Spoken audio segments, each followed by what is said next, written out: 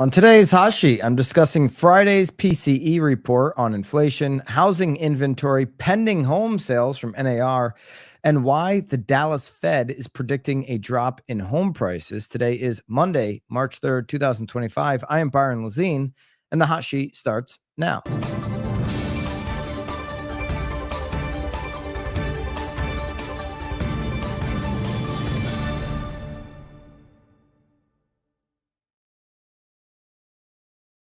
Welcome into the Hot Sheet. Let me know in the live chat which market you are tuning in from. As we do every single Monday, we've got an inventory update, but we've got a whole bunch to go over. It Friday's inflation conversation, as well as pending home sales, and a report from the Dallas Fed that might not be that encouraging for home sellers here coming into the spring and the rest of the 2025 season. We're going to get all of that going.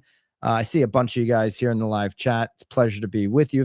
If you're new to the Hot Sheet, we do this show every single Monday through Thursday when markets are open. It's 9:30 on the East, 6:30 on the West.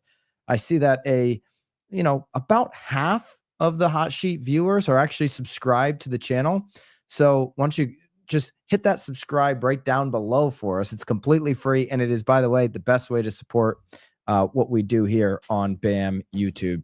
Hit subscribe, hit the notification bell so you don't miss our Hot Sheet live shows each and every single Monday through Thursday. All right, let's get into this PCE report.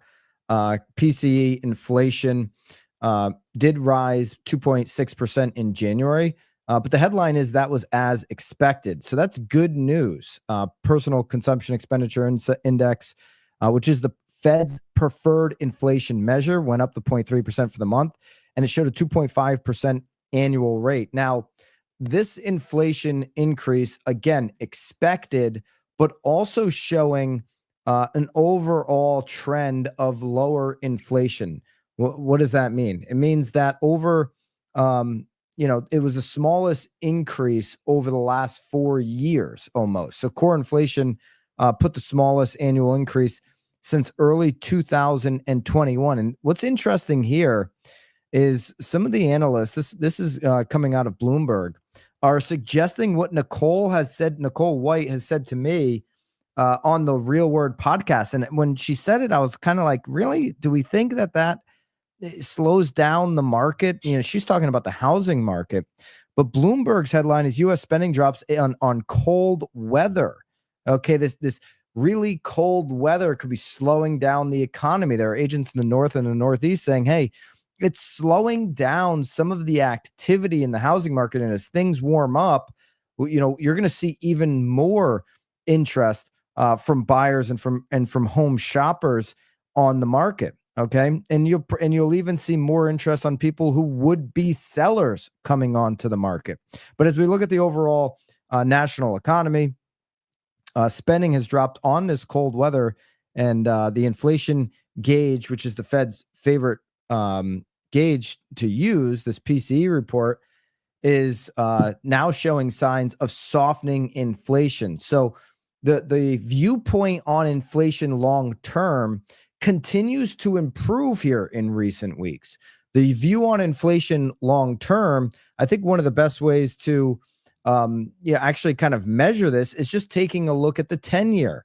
Is the 10-year going up or down? In the last 3 months, we've seen inflation now almost at the low point in the last 3 months. If we look back over a 6-month period of time, we haven't gotten to that early middle October range, but we're trending right now at 4.25. And this movement down, particularly over the last month on the 10-year, suggests that investors believe America is going to overcome the inflation issues that we have, that it's not going to be, over the next 10 years, because this is a 10-year treasury, it's not going to be something that we're dealing with for the majority of the next 10 years. We're going to be dealing with it now in the short time, but it is trending still in the right direction. And overall, not significant concerns. It's showing up in the way we want to see it show up in the 10-year treasury reads right now, coming in at 4.2 here to start this week, which has obviously had an impact on the 30-year fix. We've got good news happening there as late as last week, Friday being the lowest reading in basically 4 months. So inflation in January, if we just kind of look back, the inflation worries started to accelerate in January, particularly as the new administration was coming in and some of these tariff plans were starting to take shape. But now we're kind of seeing that some of this tariff conversation is more of a negotiating standpoint. The actual impact on any tariffs that do take shape aren't going to be for a year or 2 years.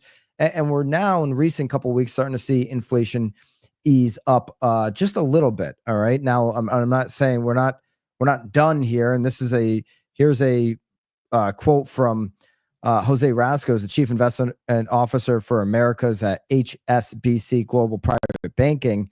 He's like, this is a good report, but we're not done. So, a prudent, patient Powell, as this HSBC Global Private Banking Wealth Management officer calls him, is going to remain in play. And he thinks that Powell is going to continue to wait. Remember, the Fed has only done, interestingly enough, they've only done 2 rate cuts, one at a half point, one at a quarter point. They both came, interestingly enough, right before the 2024 election, even though the Fed doesn't play politics. And now, since the election has been over, they're not making any more rate cuts anytime soon. So they made 2 right before, we had that election. Now they've stopped again. And, they said they're going to be as patient as need be. We'll obviously, see what happens. The CME group is not projecting in 16 days that we'll see a Fed cut. It's 95% certainty, down just a tick from 97.5 certainty last week, that there will be no Fed cut on the interest, on the federal funds interest rate. All right, let's move over to inventory here for this week. This is maybe one of the most important things we can track here as it relates to home affordability.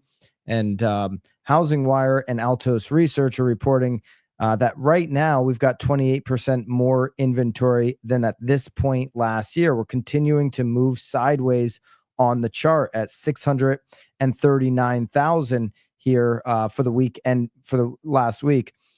This is just down a tick, about 500, 700 or so from last week. Okay, so we've moved from 640,000 down to 639,500. So about a 700 difference on single family active inventory across the country. Same week last year, we were under 500,000, but we were gaining a little bit at that point. We don't really expect to see, significant gains until we get into, later March, and certainly not until April and May, if we're going to reflect a normal market like 2019. So if we look back here in 2019, we moved sideways through the first 2 to even 3 months. We started to increase a little bit in March, and then April and May and June is where you saw the majority of the increase on single family inventory. So we're following that trend line right now. If we look back last year, it was about the same time, middle of March to late March, where we saw those increases come. And then April, May, June, the increases happened to extend into the fall last year, versus really flattening out before the fall like they would have in 2019, which is more reflective of a normal market. So 28% more than last year, continuing to move sideways. That's what we would expect here early in the season. If what Bloomberg said about inflation holds true on other parts of the economy, like the housing market, then we would not expect to see, if that cold weather scenario is true, we wouldn't expect to see a lot of the new listings coming onto the market. Even though there is this pent up demand, and we're seeing multiple offers in areas in northern states, certainly in the Northeast, but we would expect to see more new listings come to the market as we move through March, as we get into April. Right now, new listing data for the last week is a tick above where we were same week last year. So 53,300 plus versus 52,000 last year. Okay, this is obviously above 2023 levels as well, of 48,000, still trending near historic lows as it relates to new listings. We've seen now a number of weeks, almost a month and a half of better data than the same week last year over the last 4 to 6 weeks. But we're not seeing it by much. And really, those trend lines that we're seeing so far here in 2025 for new fresh inventory coming onto the market for single family homes across the country is just not it's not a bump up enough to consider this really strong movement. Remember last year, the year before, these were the lowest 2 years ever recorded for new single family listings onto the market, and we're still trending near or at those historic lows right now for new listings. Properties with a price cut right now, it's 33.7%, so slightly above the normal third. I mean, right at a third of percent of properties that you would expect with recent price reductions. The interesting part is this trend line is curling up as opposed to going sideways or moving down, which is what you would expect in a springtime market. You wouldn't expect to see price cuts in March moving up. You'd expect that to be on the decline, but we are seeing it tick up a little bit. So there is a little bit of, for homes that are on the market that maybe have shot up at a aspirational price, you are seeing movement there for those sellers to move down and wanting to get the job done. 33.7% right now are moving the prices down versus 31% in each of the last 2 years at this time for price cuts. So that's something interesting. We'll continue to monitor. I would expect that number to move down as we get into March and April, these real peak months of the spring market overall. And you would also expect this number to maybe close the gap from where we were last year. Pending sales is coming in at 4% less on single family homes in contract than last year. We'd expect that gap to close and at least get even with where we were last year as we move forward into the spring market. But we're trending off of where we were last year by 4% on pending home sales at this time. And I'm curious, for those in the live chat here this morning, like, what are you seeing in your market? Are you off on pending home sales? Okay. There are some markets in the Northeast that are slightly up on pending home sales. There's markets in certainly Southwest regions across the country that are way down on pending home sales, and inventory is way up, and that's having pressure on price. We're going to get to this Dallas Fed report on how they're viewing price here long term. But on pending home sales, your particular market, and go ahead and share the market with us so we'll learn better together.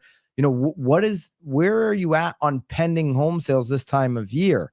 Are you up or are you down on the amount of properties going into contract? One thing that is trending down off of where you'd expect us to be right now, we'll see where we are next week. Dawn says pending down is 23% in the Dallas Metroplex area. So that's a big number. That's a big miss in the Dallas region. One of the driving factors here in markets where there is big misses is mortgage application data is just not where we would expect it to be. I'm curious if we're going to get this spike up going into, next week, as we saw last week, trending towards 4-month lows on the 30-year fix. Is that going to, encourage some of the would-be home buyers for the spring market to go get that application done and finally get in the game? There's your inventory update. Ruthie says Vegas is staying steady. Vegas has been a hot spot. Certainly, unlike previous years where there's recoveries in Texas and recoveries in Florida, Vegas is usually in recovery mode along with those states. It's quite the opposite now as we're moving through this particular cycle. Federal Reserve Bank of Dallas. Speaking of Dallas, from Dawn's post there, Dallas Federal Reserve Bank is putting out a piece of information here last week that suggests U.S. home price / rent ratio is pointing towards real home prices to decline. Let's walk through this. And all of this information that we're sharing here today, you can grab inside of BAMX. For BAMX members, just hit the classroom for Hot Sheet and daily market data and go to today's, and all of the data that we're sharing here on this hot sheet, like the charts that we just went through, and this Dallas Fed prediction, all available for you to download and use in your communications throughout the day or the week, whether that be your text message, email, newsletter, conversations, or being at the property and pulling up some of the proof that suggests what you're talking about to be extremely valid. It's all available there for you inside of BAMX, school.com/BAMX. So the ratio of house price to rents in the U.S. has risen 20% since the first quarter of 2020, according to Dallas Fed. This is coinciding with the beginning of the pandemic. And the ratio right now is near its previous high in 2006. Just because one data point is near its high in 2006 doesn't mean that there is some home crisis coming. But what does Dallas Fed continue to walk us through here? The future course of inflation may well be influenced by how this now lofty ratio reverts to a more usual level. Okay. The U.S. home prices and rents are generally closely aligned. And as you can see here in chart number 2, that close alignment that we're historically used to seeing is way out of whack. Okay. So there's only been 2 significant deviations since 1984, that's 40 years back. That's the early 2000s and then following the pandemic. So early 2000s obviously led into the great financial crisis, and now the pandemic, which is the time that we're currently in. The rent index is fairly smooth, and it closely tracks the PCE being the Fed's preferred target rate that we just viewed here at the top of the show, with rents growing a little bit faster than overall inflation. This is where the Fed likes to see rents below this inflation number. We kind of, have seen that separate here, and the Fed certainly wants to see, which anybody following the hot sheet knows that as we are tracking real-time rents, this number is actually below it right now. The reason why on this chart we're not seeing those closely aligned is because the data that the Fed uses to track these rents it's like a year or 2 to catch up. Real-time rents are actually trending below inflation right now, if we just look at the last 12 months. But this data is lagging, and it's still showing that separation. So rents and PCE prices much more closely aligned than home prices.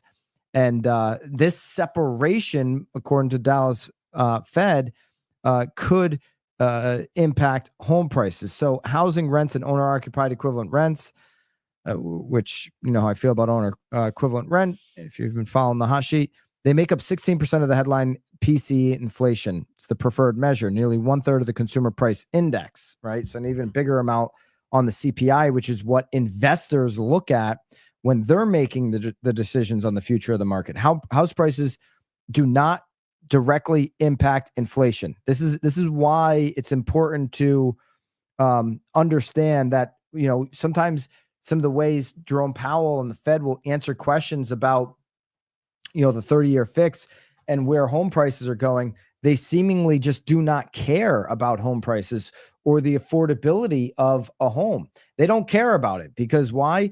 They're on a mandate to lower inflation, and home prices do not directly impact inflation. Rather, it's an indirect effect. The Bureau of Labor Statistics estimates homeowner equivalent rent. Okay, this is what they care about more, is the rent based on the market rent for similar houses. Thus, the housing component of inflation is closely tied to market rents in the economy, which market rent suggests we are trending below inflation. Rent increases accelerated following the pandemic, although not as sharply as home prices. The housing component of the PCE inflation peaked at around 8.3% year over year in early 2023, and it has steadily fallen. If this divergence between house prices and rents is resolved through larger rent increases, the housing component of inflation would follow suit and rise. Since the ratio is a fraction, it could become smaller by decreasing home prices or increasing rents. Okay. So home prices rose rapidly during the early 2000s. And, that's obviously what we've seen now. And we're seeing, rents and home prices, really have a big separation here from the home prices as shown in the other chart as well. International home price rent movements will provide clues, according to the Dallas Fed. Along with data on rents from the Organization for Economic Cooperation and Development, they can construct a quarterly time series of house price rent ratios for 18 foreign advanced economies. Okay. So right now, U.S. first quarter 2020 to the second quarter of 22 versus what we're seeing right now, second quarter of 22 to the second quarter of 24, moving in significantly opposite directions. But the case that they're making here is this is what you've seen in most countries since during the pandemic and then right after the pandemic. And a lot of these countries have experienced all advanced foreign economies experienced an increase in this ratio over the last 2 years. Many of them, the increase was equal to or exceeded 20% in the U.S. On average, across the 18 advanced economies, the house price rent ratio rose by about 16%, then declined by 10%. The U.S. ratio has fallen only 3% since 22. So there may be more room, according to the Federal Reserve, for us to decline here, thus bringing down some of the home prices. Now, real house price declines can lead to falling house price rent ratio among these developed countries. Another way to look at that there in that last chart. So with the path of home prices and rents around these 29 international episodes, similar to what we see in U.S. rents closely track overall inflation, with a sharp rise in real home prices in the years before the house price peaked. What they're ultimately saying here, to summarize this, is that this trend, this gap that we have right now continues, then you could potentially see home prices decline. You are seeing this. Tampa is the one metropolitan area out of the 20 major metropolitan areas that's tracked by Case-Shiller that has seen year-over-year decline in home prices. What do you have in Tampa that's similar to an Austin or similar to other places that have seen home prices drop at times? Is you've got a lot of rental options, affordable rental options that have been built up over the last 4 or 5 years. So there are pockets already experiencing price pressure compared to what we've seen the last few years. And there is indicators that suggest you could see this. Now, will it bring down the national house? I think there's just too many inventory issues in places like the Midwest and the Northeast, where unless the inventory gets straightened out there, I don't see how you bring overall national home prices down without this number continuing to worsen, which is pending home sales. Pending home sales, maybe speaking to that cold weather headline that we saw on Bloomberg, pending home sales waned to 4.6% in January. So home sales in January, according to NAR, dropping an index of 70.6, an index, of course, of above 100, coincides with higher level of activity relative to 2001. We're at 30 points below where we were in 2001 on pending home sales. Month over month, this is down 4.6%. If we look regionally, the Northeast was up 0.3%, where you have the least amount of inventory versus the 4 regions, or the biggest inventory issues, obviously, there. But that's at a 63.4, tracking to be third place amongst the regions. The last place, West, coming in at 57.6, actually down pending home sales, 1.2% month over month. The Midwest coming in slightly above the national index at 72.8 month over month, also down 2%.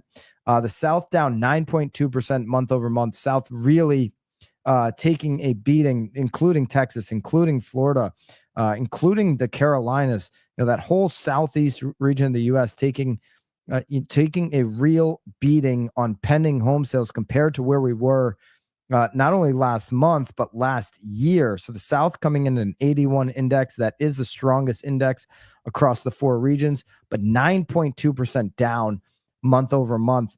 Some concerns there for the amount of demand as we get into this spring market there in the southeast regions. Looking at some of the regions that are performing on cash buyers, will go down, and this will be available for you right inside of BAMX for BAMX members, as well as everything else that we've viewed here today. Is your Zudilio top 10 housing markets for cash offers. Of course, each BAMX member gets a Zudilio platform to generate 4 offers on each of their listings and help create more listings for them and their business.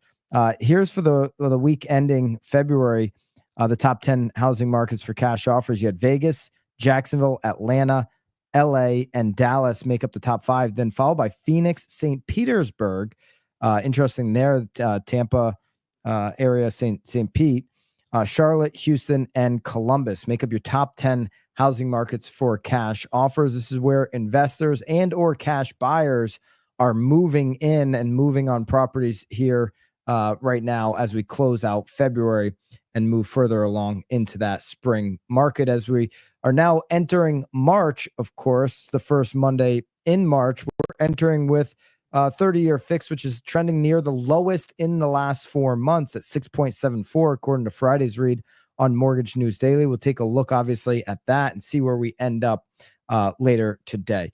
All right, for BAMX members, just a reminder, tomorrow, going over to the calendar tab right here inside of BAMX, we have a live role play right before the hot sheet tomorrow. So tomorrow, 9 a.m. Eastern time, we are going to be doing a morning role play, and then I'm going to be jumping right into the hot sheet. So join me tomorrow, 9 a.m. for live members only role play. You can grab that right inside of your calendar. BAMX obviously now moved officially over to school.com/BAMX, the #1 education and community platform in the world. No more Facebook spam. You get new content each and every single week. Here is the content that we dropped just this past week. This is actually the week prior. Here's last week's content.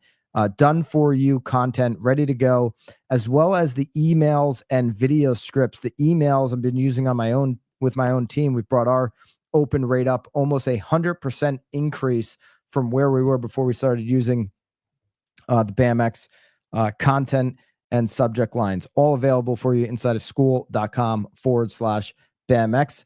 Looking forward to seeing you in there. Looking forward to seeing you at 9 a.m. tomorrow for the live role play. And also this week on Wednesday at 3 p.m. Eastern, we will have our office hours, which is a full Canva how to take the templates that we're building here for you in BAMX and use them inside your business. All right. I'll see you guys back here. I'll see members tomorrow at 9 a.m. for the live role play, and then right after for the hot sheet at 9:30. Until then, of course, toodaloo.